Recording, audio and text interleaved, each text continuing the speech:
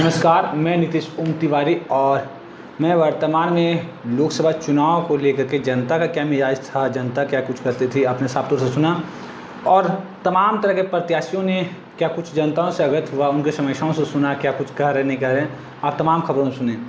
वर्तमान में कल जनता अपना जनमत ईवीएम मशीन में कैद करने वाली है और इसी बीच हम तमाम बुद्धिजीवी वर्ग बोलिएगा, जानकार व्यक्ति बोलिएगा और परिचलित व्यक्तियों के साथ हम रूबरू हो रहे हैं, लोगों से उनसे हम जानने की कोशिश कर रहे हैं कि वर्तमान में जो राजनीति है और लोगों का जो रुझान है मतदाताओं के पीछे, क्या कुछ एक्टिविटी होता है, किस तरह से होना चाहिए। क्योंकि हमारे जो बगल में जो शख्स हैं यह बहुत ही प्रचलित व्यक्ति है और बहुत ही पुराने तरीके से राजनीति को इन्होंने बारीकी से देखा भी है। तो इन्हीं से रुक करते, इन्हीं से जानने की कोशिश करते हैं। दादा, सबसे पहले आपको जोहार मेरे चैनल में। दादा, अपना थोड़ा परिचय हमारे तमाम दर्शकों को दे दें, अपना परिचय देते हुए बताइए क्या कुछ है नहीं है। हम 78 से 1978 से 2015 तक हम मुखिया में थे चंदनकरी प्रखंड। 40 साल तक कारवां पर सेवा रहा। 40 साल, करीब 40 से ज़्यादा ही होगा। हमारा गांव का सेवा देना मुखिया के हैसियत से। आप उस कड़ी में दादा राजनीति को बारीकी से देखा है। हाँ। लोगों की जो होते हैं चुनाव में, जो लोग होते हैं उम्मीदवार बनते हैं या फिर वोटिंग के जो कह सकते हैं मतदान का, क्या कुछ एक्टिविटी रहता है नहीं रहता है। आप दादा ये बताइए कि उस ज़माने का राजनीति और वर्तमान जमाने का जो राजनीति है कैसा कुछ है, क्या कुछ परिवर्तन हुआ है कि ठीक उसी तरह चल रहा है? नहीं, पहले का राजनीति स्वच्छ वातावरण में था, शांतिपूर्ण वातावरण में था। हमें लोग का पीरियड में हम लोग इसके पहले कांग्रेस को भी देखे हैं। जब ऑल इंडिया में कांग्रेस इंदिरा गांधी हार गई थी तो उस समय हमारी चंदनकियारी में 78 को जो इलेक्शन हुआ था उस समय कांग्रेस से एक तो सीट जीता था पूरे बिहार में, जो कि रामदास राम एमएलए बने थे। उस समय का था जो अपना मन से जिसको कैंडिडेट दे दिया, कैनवास हुआ और वोट डालता था। पहले कोई ऐसा गुटबंदी नहीं होता था।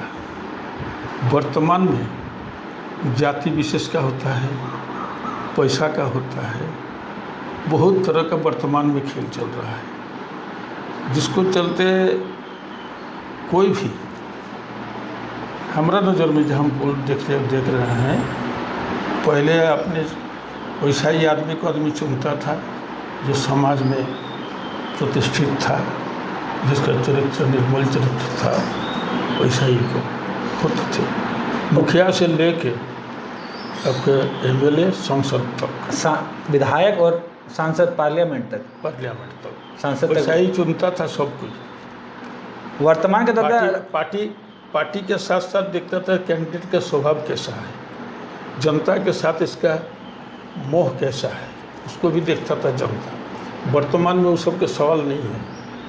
वर्तमान में ऐसा हो गया है, हम अफसोस की बात है, जो यहाँ कुछ जाति विशेष होता है, जिस जाति का ज़्यादा बोलबाला है या जिसका पास पैसा है वो सोचता है हम खरीद लेगा, कोई सोचता है हमारा जाति का बोलबाला है।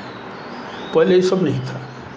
पहले जाति उदय का सवाल नहीं था, पहले कैंडिडेट देखता था जब भाई अच्छा कैंडिडेट है उसके बाद। तो वर्तमान का राजनीति कैसा भी देखने को मिल रहा है? अभी भी चल रहा है वैसा ही।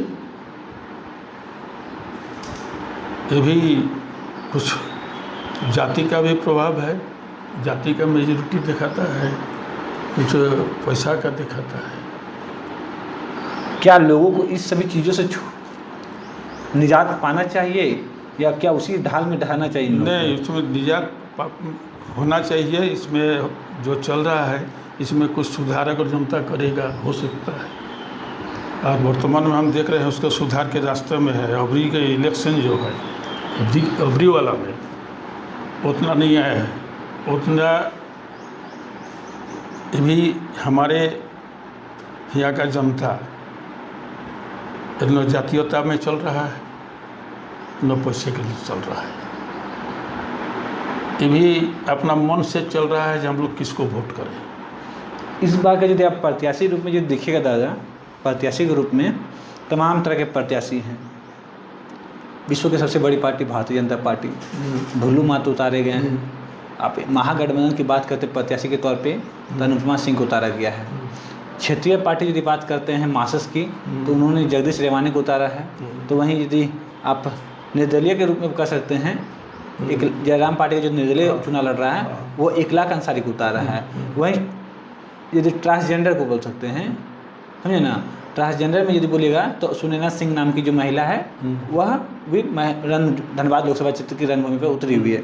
तो दादा इन तमाम तरह और बहुत सारे कैंडिडेट हैं जो कि हमारे पास चिट्ठी भी है, हालांकि नाम तो उतने लोगों के याद नहीं हो पा रहे हैं।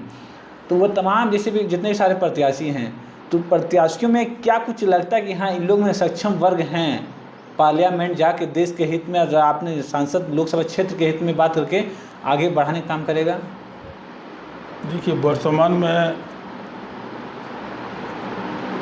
वैसा तो हमरा एक भी नहीं है धनबाद जिला में, धनबाद जिला में, समझेंगे नहीं।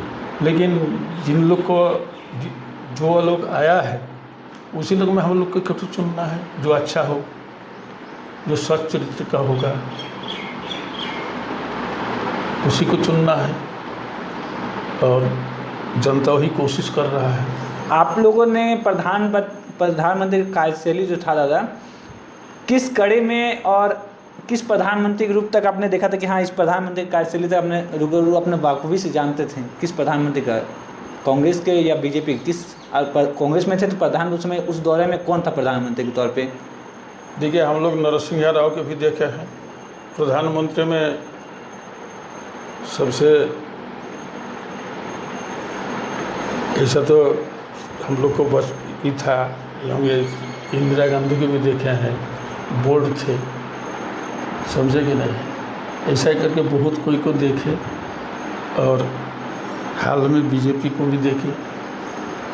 अटल बिहारी वाजपेयी हमारे नज़र में इधर सबसे अच्छा थे भाजपा में। और वर्तमान की यदि बोलिए सांसद माने प्रधानमंत्री के तौर पे, तो सबसे बेहतरीन प्रधानमंत्री दादा कौन अच्छे हैं? बेहतरीन प्रधानमंत्री के तौर पे देश में काम करने वाले? कांग्रेस में हमको लगता था राजीव गांधी काम करते थे। कांग्रेस में? कांग्रेस का जनता से मिलते भी थे। आज़ादी के दशक के बाद से दादा सबसे बेहतरीन यदि बोलिएगा प्रधानमंत्री के तौर पे, कौन प्रधानमंत्री सबसे बेहतरीन थे?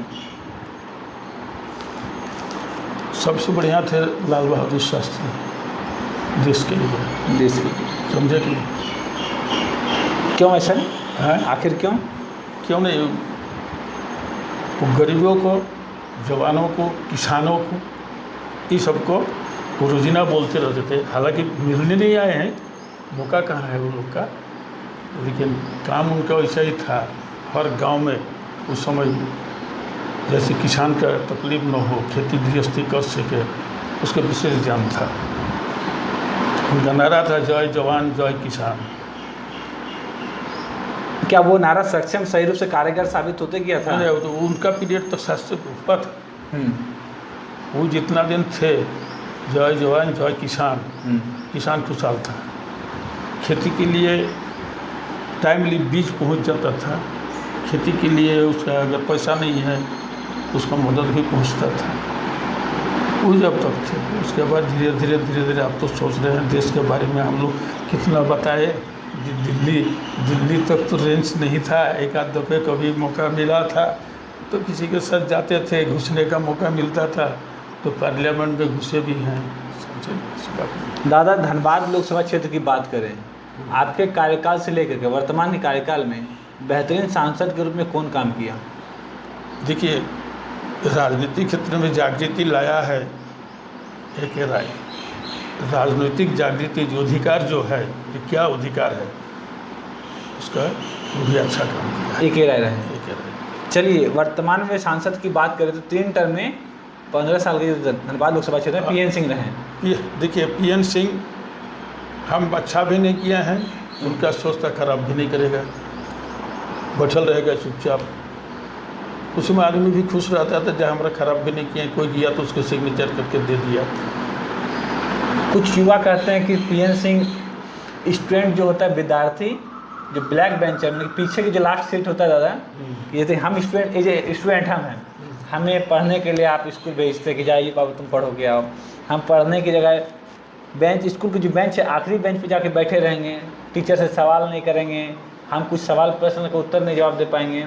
ठीक उसी प्रकार कुछ स्टूडेंट युवा वर्ग के जो हैं छात्र युवा वर्ग कह रहे हैं कि धनबाद का जो सांसद रहा वह ब्लैक बेंचर के रूप में काम किए, लास्ट में ना उन्होंने कुछ सवाल को खड़ा किए ना कुछ और किए। नहीं वो जो वही ना आपको बोले हम कुछ नहीं करेगा और कुछ करबो नहीं किया, उनको फंड जो मिला है अपने कैडर लोग को दे देते थे और बहुत बड़े बड़े काम किए होंगे ऊपर में, लेकिन फील्ड का काम नहीं किया। ग्रामीण क्षेत्रों का काम हुआ है कभी?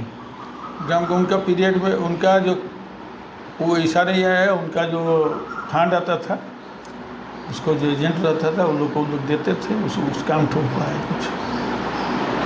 ये तो ऐसा कोई जो जनता के सामने आके कभी क्या होता है क्या नहीं होता है गांव में, ये सब कभी नहीं देखे हैं। मैंने जीरो में थे वो।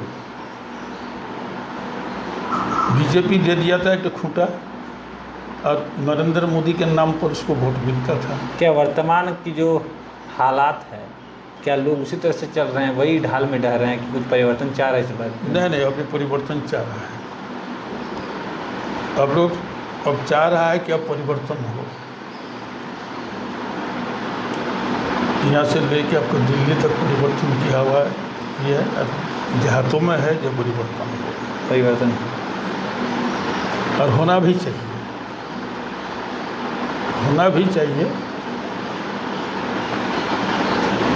यदि इस वर्तमान की परिस्थितियाँ देखने के बाद प्रत्याशी में तमाम तरह के प्रत्याशी आपके क्षेत्र में भी आए होंगे, आपके गांव में भी आए होंगे दादा, तो किनका प्रत्याशी सबसे बेहतर मतलब कौन सी प्रत्याशी सबसे बेहतरीन रूप से मतलब कि लोगों को संबोधन किया आपसे मिलकर यदि देखे होंगे जाने होंगे तो किनका लगा कि हाँ बेहतर? उसमें तो कांग्रेस से प्रत्याशी घूमे हैं ज़्यादा, कांग्रेस प्रत्याशी जो है ये घूमे हैं, आदमी से मिलते हैं।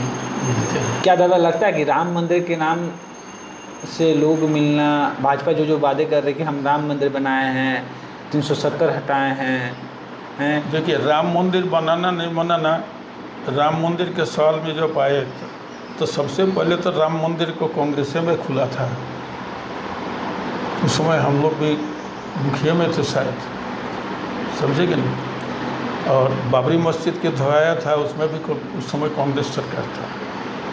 उन लोग बोलते हैं कार सेवकों पे लाठीचार्ज करवाने वाला सेकंड जी। उसके बाद उसमें कार सेवा के लिए जब आया पहुंचा सब कोई तो वहाँ लाठी उठी चला। बात है सरकार को अपना लॉ एंड ऑर्डर मेंटेन करना, वो केस चला गया सुप्रीम कोर्ट जब चला गया तो कोर्ट तो हम लोग को सर्वोपरि है जी।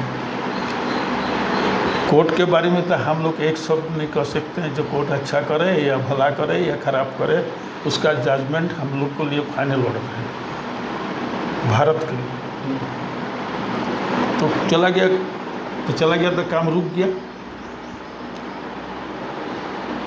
उसके बाद सुप्रीम कोर्ट जजमेंट दिया बनाने के लिए, उस समय इनका मंत्रिमंडल था, ये बोला लोग बोलते हैं मोदी ने बनाया। मोदी ने कैसे बनाया? करोड़ रुपया चंदा पहुंचा सब जगह से, हम 5 रुपया दे या 2 रुपया दे या 1 रुपया दे, लेकिन दिया है ना। मोदी कैसे बनाया? लोग मोदी प्रधानमंत्री है, ये भी जो बोलेगा हम किया, उसको कहना है कि हम भगवान को रामलला को हम लाए हैं तब मान लेगा। रामलला को वे भारत का आदि सनातन धर्म का आदि है, हम लोग जितने हिंदू हैं सब सनातन धर्मी हैं और उसको डिवाइड कर रहे हैं बाद में। वर्तमान के जो लोग हैं प्रधानमंत्री जी हैं, उनका जो संबोधन रहता है, उनके जो कार्यकर्ता है स्टार प्रचारक जिनका संबोधन रहता है, क्या वास्तविकता वो सही कर रहे हैं कि गलत कर रहे हैं? नहीं वो अच्छा, वो हम नहीं बोलेंगे जो अच्छा कर रहे हैं। भगवान राम सबको लिए है, न कि बीजेपी के लिए, सबको लिए। हमारे पूर्वज मैंने 10 पुष्ट इस जगह हम लोग बसे हुए हैं और 10 पुष्ट में हमारे राम लखन सीता का मंदिर है। घर में ब्राह्मण नियुक्ति है, पूजा हो रहा है, जाके देख लीजिए। तो क्या हम बीजेपी में नहीं रहेगा तो हम राम भक्त नहीं है? हमारे पूर्वज नहीं था, कांग्रेसी था। दादा वोट बैंक जो बोले ना मतदाता, लोग वोट करने के लिए कम मात्रा में लोग पहुंचते हैं, क्या खामियाजा रहता है, क्या कारण से लोग नहीं पहुंच पा रहे? क्योंकि आप पुराने जानकार व्यक्ति भी हैं। देखिए, कुछ तो ऐसा होता है कि किसको दे, असमंजस में पड़ता है वोटर, कुछ दबाव आ जाता है, अगर हमको नहीं देगा तो तुम वोटे मत दो, सब होता है। लेकिन हम समझते हैं कि ये भी बीते वोट से हमारे यहाँ पोलिंग और ज़्यादा बढ़ा है, और अबरी पोलिंग ज़्यादा होगा और बढ़ेगा और बढ़ेगा। कोई बंधन नहीं है, अब बंधन को तोड़ेगा, अब पोल करेगा। मतदान और हम लोग का है ये पोल करो, जिसको देना है दो, लेकिन मतदान करो, पोल करो। यानी कि हमें प्रत्याशी को दो या नहीं, ऐसा नहीं बोलते। आप जिसको करना है अपना प्रत्याशी को प्रचार करते हैं। हाँ। लेकिन ये भी बोलते हैं जो वोट दो, वोट आपका अधिकार है, और किसी के दबाव में मत दो, न पैसे के बल पर दो, लेकिन वोट दो, मतदान करो, मतदान करो।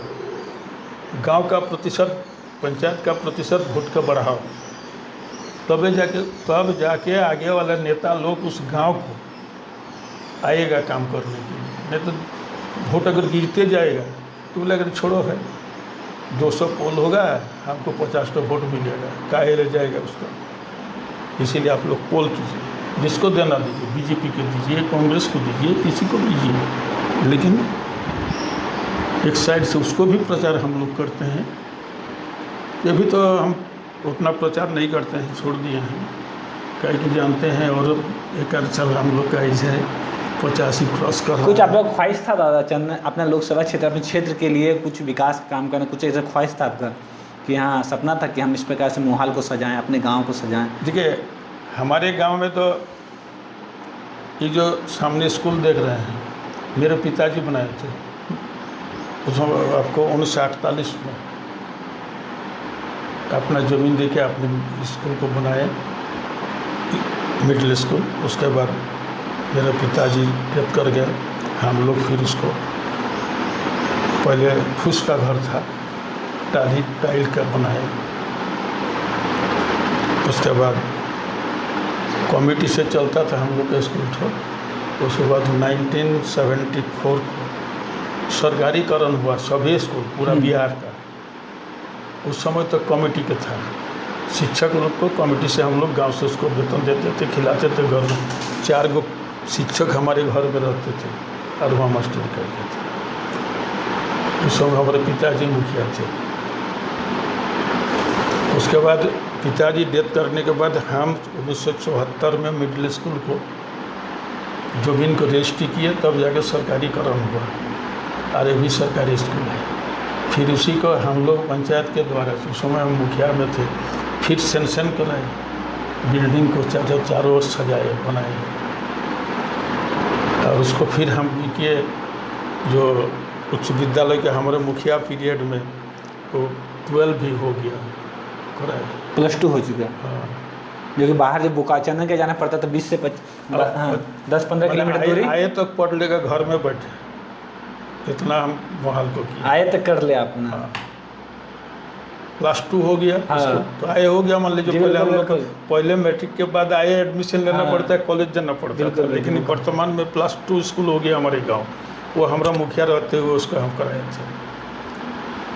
आप कितना ही कार्यशैली में उनको करवा के निकाले थे? उसको निकाले थे।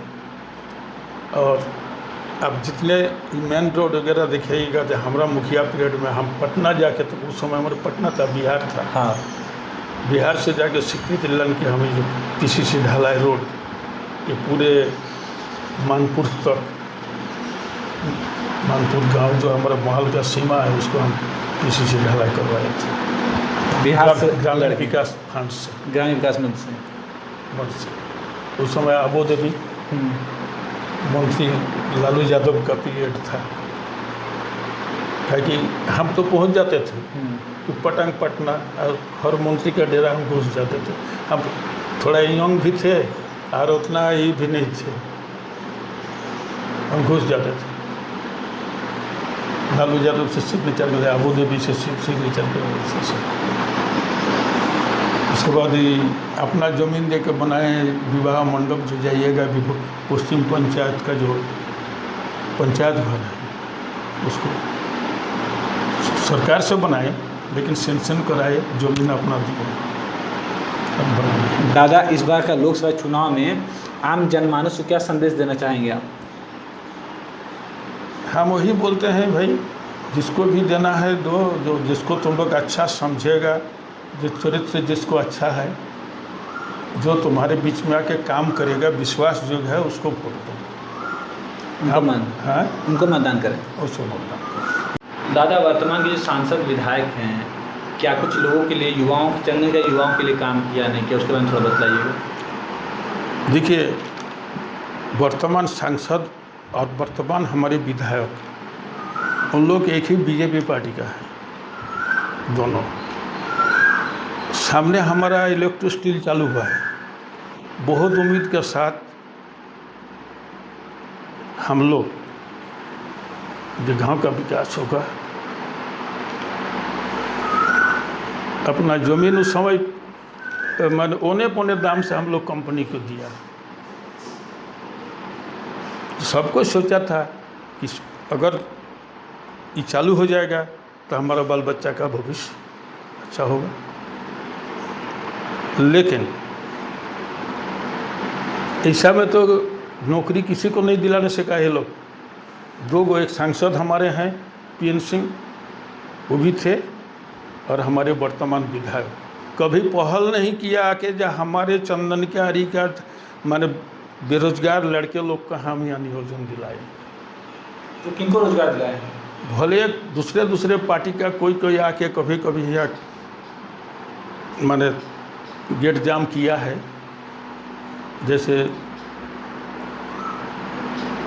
अरूप चैटर्जी आए थे एक दफ़े, जो हम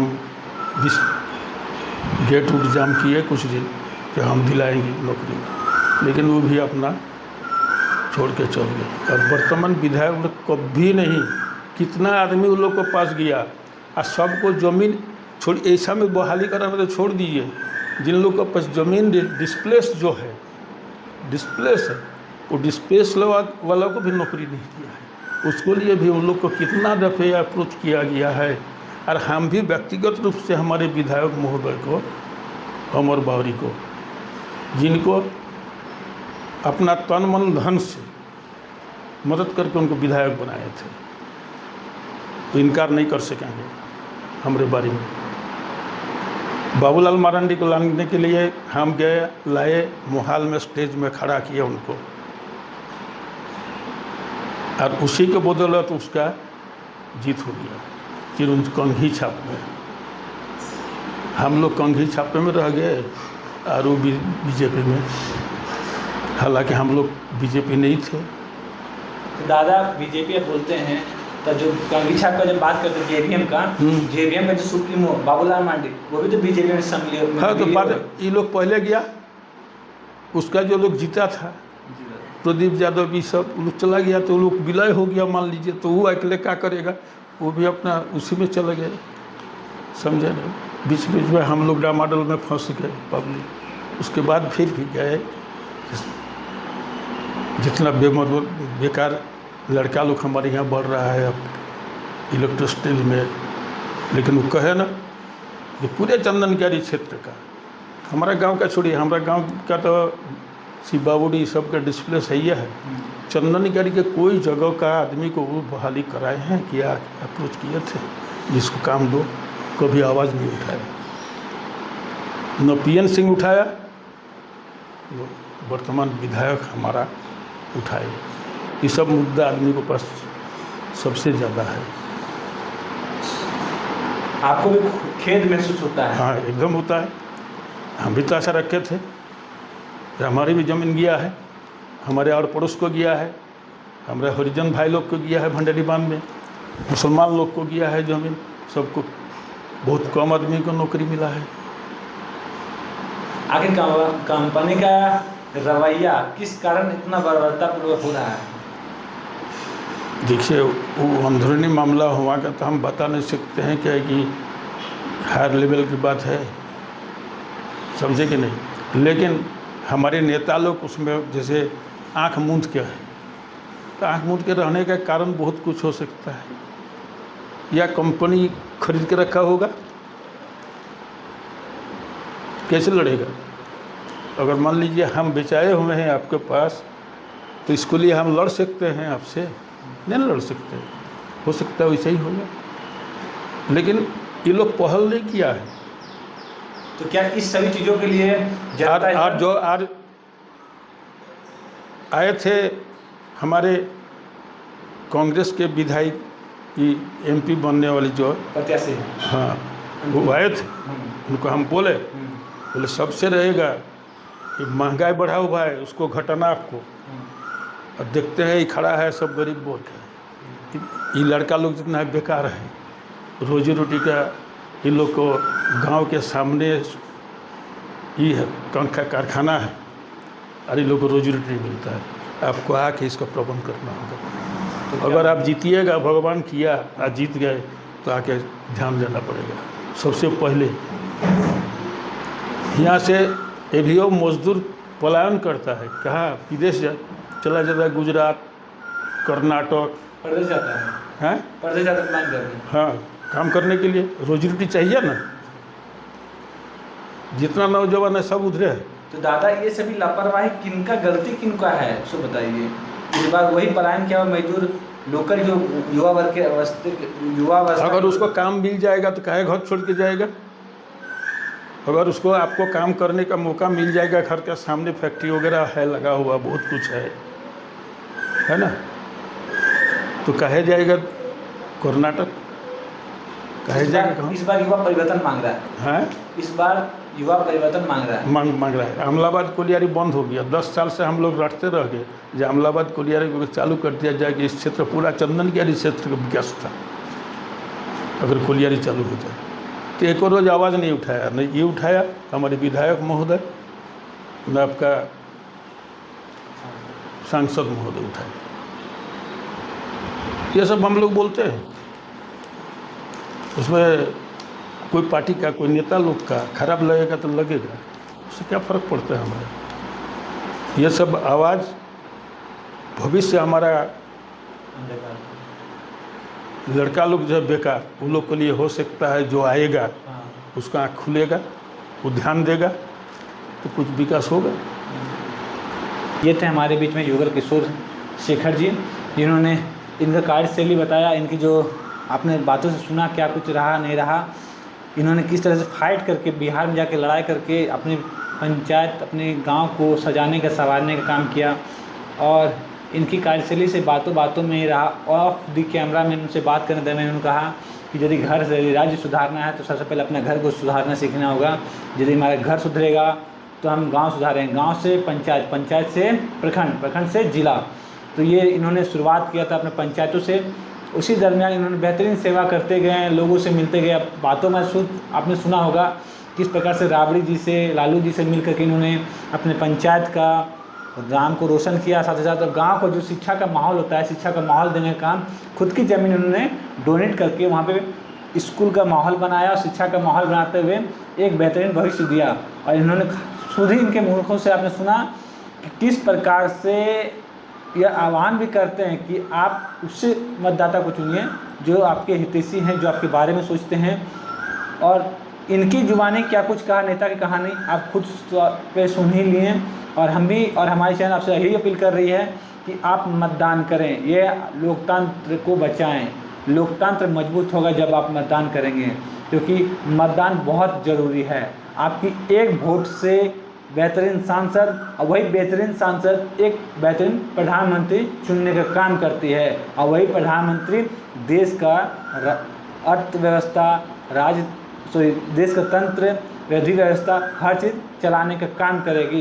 तो उम्मीद करते हैं कि आप तमाम जितने भी दर्शक हैं, श्रोता हैं, आप देख रहे होंगे। तो आगामी जो कल 25 तारीख है, तो सबसे पहले आप मतदान करेंगे, उसके बाद ही आप जलपान करेंगे। तब तक के लिए हमें और हमारे सहयोगी को दे इजाज़त। धन्यवाद। जोहार।